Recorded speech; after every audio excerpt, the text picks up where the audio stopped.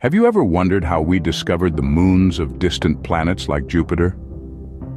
The story of Io's discovery takes us back more than 4 centuries to the year 1610. The man of the hour, Galileo Galilei, an Italian astronomer, was peering through his newly improved telescope, a device that would change our understanding of the universe forever. Galileo's telescope, a marvel of its time, allowed him to gaze farther into the night sky than ever before. As he observed Jupiter, he noticed 4 tiny points of light orbiting the gas giant. These points of light were later identified as moons, one of which was Io, named after a nymph from Greek mythology. This marked a significant change in our perception of the cosmos. Before this, moons were only known to orbit Earth.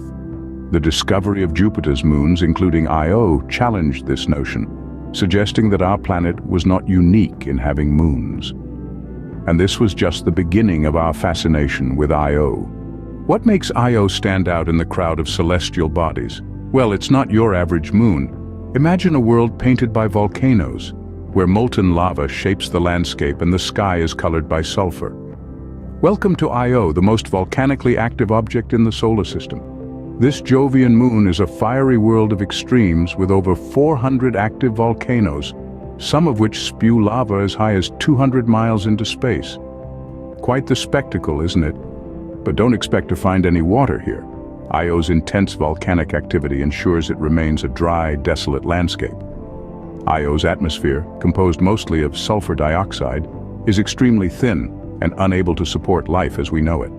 Yet it's this very environment that makes Io a fascinating study.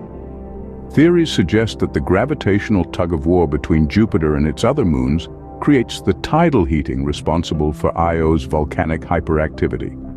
Io is unlike anything else we've found in our solar system. Why is Io so important to our understanding of the solar system, you may ask? Well, buckle up, folks. Io, with its extraordinary geologic activity, is like a living laboratory for scientists.